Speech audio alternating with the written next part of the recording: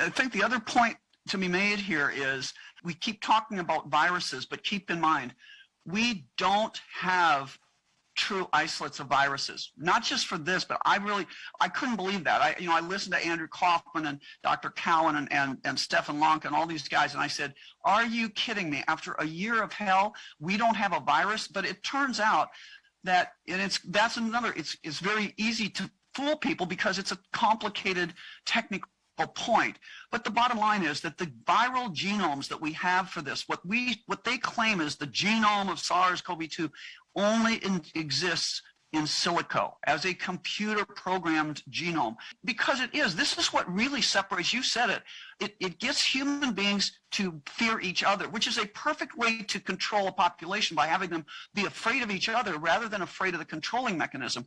And what they've done is created these little fake mythical flying unicorns that make us sick. This whole concept of disease that somehow I have these things that I breathe out that nobody can see and nobody's ever actually isolated, but we are sure that they are what causes disease, and that when I go into and stand next to you, I breathe on you and you get sick.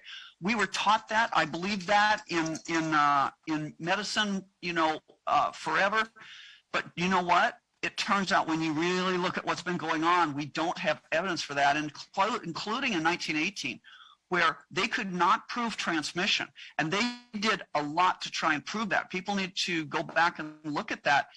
They had people that were dying or very, very sick with the 1918, quote, pandemic of influenza, breathe on volunteers. None of them got sick. They took the, for lack of a better term, snot and goo out of the lungs, and they put them into these volunteers. That didn't do it. They literally even spun that stuff down and injected into volunteers. It didn't do it. And the other thing is that the horses were getting sick back then. And the horses, by the way, they couldn't prove transmission either. They put, bags over their heads, got the goo, put it on other horses. None of them got sick.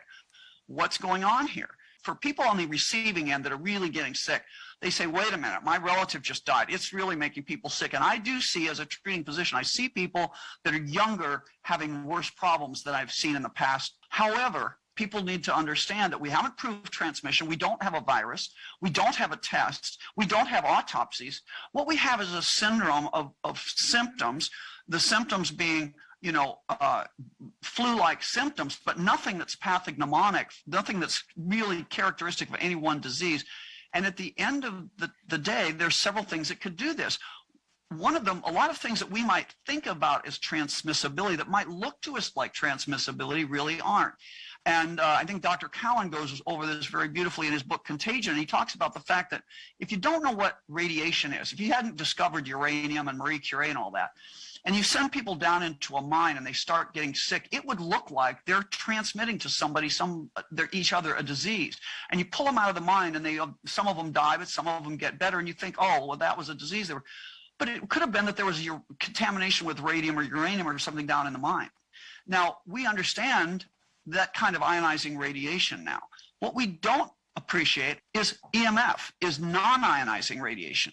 And there's a ton of, when people choose to look, there's a ton of evidence. So it turns out the symptoms of COVID could be produced by cellular type EMF toxicity, by graphene oxide toxicity that we know is in these so-called vaccines that are really, the FDA has called viral-based genetic therapies. What we don't have is evidence of this little flying unicorn we call SARS-CoV-2.